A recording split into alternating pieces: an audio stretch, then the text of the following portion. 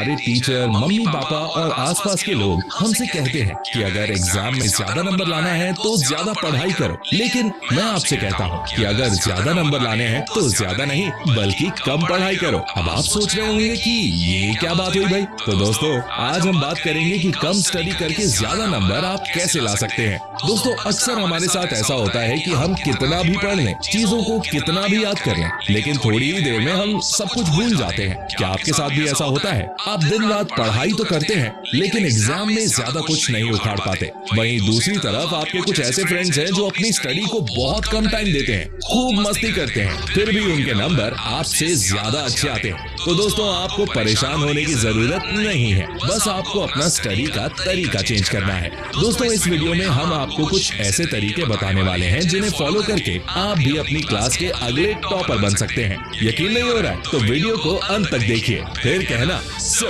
Let's begin. तो दोस्तों सबसे पहले तो आपको ये करना है कि आपको अपनी स्टडी करने का तरीका बदलना होगा। ऐसा बिल्कुल भी नहीं करना है कि आपको पूरा पूरा दिन पढ़ना है, आपको बस कुछ ही टाइम अपनी स्टडीज को देना है। दोस्तों हमें लगता है कि एक ही बार में हम सब कुछ पढ़ लेंगे और सबसे आगे निकल जाएंगे, लेकिन ऐसा कभी नहीं होता है। दोस्तों हमारा माइंड पूरे सिलेबस को एक बार में कवर नहीं कर सकता, इसलिए आपको अपने सिलेबस को छोटे छोटे पार्ट में डिवाइड करना है और उसके बाद आपको छोटे छोटे पार्ट में ही सिलेबस को कंप्लीट करना है। दोस्तों दूसरा तरीका ये है कि हम लगातार 3 से 4 घंटे तक पढ़ते रहते हैं, लेकिन उसके बाद भी हमें कुछ भी याद नहीं रहता। हमें ऐसा बिल्कुल भी नहीं करना है। सबसे पहले तो आपको अपना टाइम टेबल सेट करना है। आपको ये देखना है कि आपका माइंड कितनी देर तक स्टडी पर कंसंट्रेट कर सकता है, आप कितनी देर तक चीजों को अच्छे से समझ सकते हैं। इसके लिए दोस्तों आपको एक टाइमर सेट कर लेना है और फिर उसके बाद आपको अपनी स्टडी स्टार्ट करनी है। स्टडी के दौरान जब आपको लगे कि मैं बहुत कंफ्यूज हो रहा हूँ या लगे कि मुझे कुछ भी समझ नहीं आ रहा है, तब दोस्तों आपको अपना टाइमर बंद कर देना है और आपको ये देखना है कि आपने कितने टाइम तक अच्छे से पढ़ाई की, आपका माइंड स्टडी में कितनी देर तक अच्छे से फोकस कर पाता है। दोस्तों मान लीजिए कि आपका माइंड 30 मिनट तक ही स्टडी में फोकस करता रहा है, तो दोस्तों आपको स्टडी के टाइम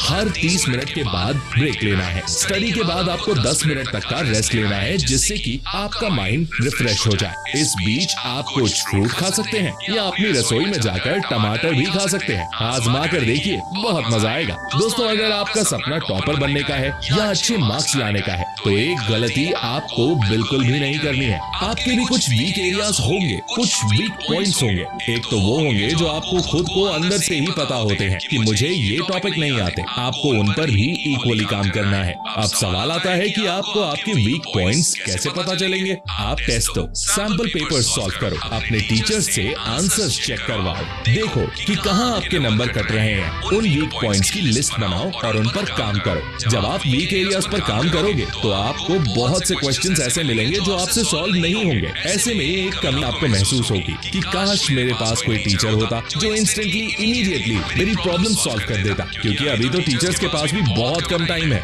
वो आपको टाइम देंगे नहीं। तो दोस्तों इसका सोल्यूशन है मेरे पास, and that solution is Filo app. Suppose आपने फिजिक्स के किसी चैप्टर लाइक ऑप्टिक्स या रोटेशनल मोशन के क्वेश्चन सॉल्व करने शुरू किए। स्टार्टिंग के 2 या 4 न्यूमेरिकल सॉल्व हो गए, बट 5वां न्यूमेरिकल आपसे सॉल्व ही नहीं हुआ। उसी एक क्वेश्चन पे अटकना नहीं है, टाइम वेस्ट नहीं करना है और डिमोटिवेट भी नहीं होना है। सिंपली आपको उस क्वेश्चन का फोटो खींचना है, क्रॉप करना है और फिलो ऐप पर सेंड कर देना है। मात्र 60 सेकंड्स के अंदर आपको फिलो ऐप एक एक्सपर्ट ट्यूटर के साथ लाइव कनेक्ट कर देगा और आप उस ट्यूटर से वीडियो कॉल या वॉइस कॉल के जरिए इंटरैक्ट करिए और जब तक अच्छे से समझ नहीं आता तब तक सवाल पूछिए। और अगर आपको उस ट्यूटर के समझाने का तरीका पसंद आ जाए तो आप उसे फेवरेट मार्क भी कर सकते हो, ये सोचकर कि अगली बार भी मैं अपना क्वेश्चन इन्हीं से पूछूंगा। तो अभी जाओ डाउनलोड करो फिलो ऐप को, लिंक मैंने डिस्क्रिप्शन में दिया हुआ है। दोस्तों तीसरा तरीका ये है कि हम जानते हैं कि हम सबका मूड हमारे एनवायरनमेंट पर डिपेंड करता है और अगर एनवायरनमेंट अच्छा है तो हमारा मूड अच्छा होगा। दोस्तों हम सब की अपनी अलग अलग एक वाइब होती है, अपना अलग अलग एक कंफर्टेबल एनवायरनमेंट होता है।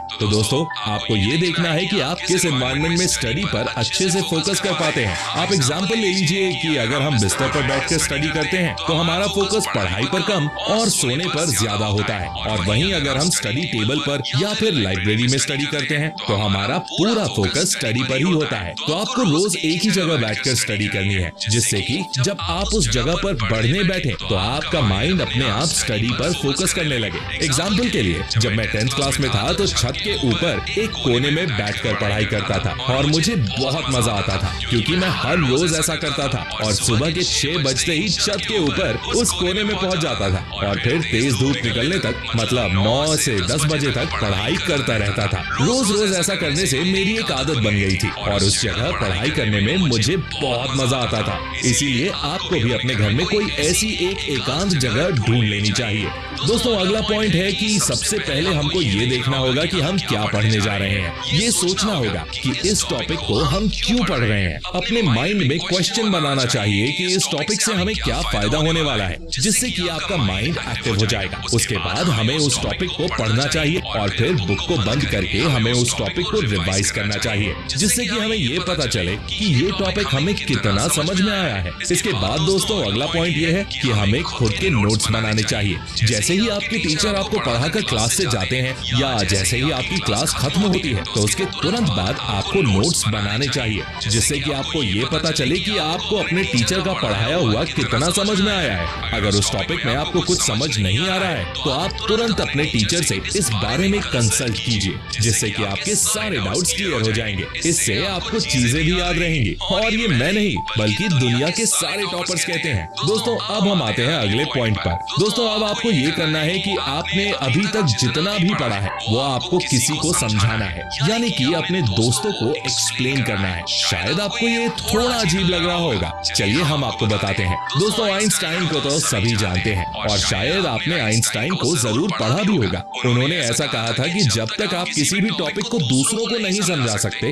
तब तक आप खुद उस टॉपिक को नहीं समझे हैं। इस लाइन से हम ये समझते हैं कि जो भी चीज हम पढ़ते हैं ना, उसे हमें दूसरों को समझाना आना चाहिए, क्योंकि अगर हम किसी और को समझा सकते हैं इसका मतलब है कि उस टॉपिक के बारे में हमें अच्छी नॉलेज हो गई है, उस टॉपिक को हम अच्छी तरह से समझ चुके हैं। और अगर आपकी बात सुनने के लिए कोई तैयार ना हो तो किसी बच्चे को चॉकलेट देकर समझाना शुरू कर दीजिए, बात बन जाएगी। और सबसे लास्ट वाला टिप ये है कि हमें फैक्ट और कॉन्सेप्ट्स के बारे में पता होना चाहिए। मतलब कुछ चीजें फैक्ट होती हैं, जैसे आपके शहर का नाम एक फैक्ट है और उसे हमें याद रखना होगा। लेकिन अगर मैं कहूँ कि एक मोटरसाइकिल का इंजन कैसे काम करता है तो ये एक कॉन्सेप्ट है और इसे हम याद नहीं कर सकते, बल्कि कॉन्सेप्ट को हमें समझना होता है। और जिस चीज को हम समझ लेते हैं वो चीज हम कभी नहीं भूलते। अगर हम कॉन्सेप्ट को भी रटने लगेंगे, मतलब याद करने लगेंगे, तो सब कुछ खिचड़ी हो जाएगा। क्योंकि आप खुद ही सोचिए, मोटरसाइकिल के इंजन की सारी प्रोसेस को याद रखना कितना टफ है। लेकिन अगर हम एक बार कंपनी में जाकर अपनी आंखों से देख लेंगे कि मोटरसाइकिल का इंजन कैसे काम करता है तो शायद हम उस चीज को जिंदगी भर नहीं भूल पाएंगे। वहीं दूसरी तरफ फैक्ट वाली चीजें हमें याद करनी होती हैं, वरना हम उन्हें भूल जाते हैं।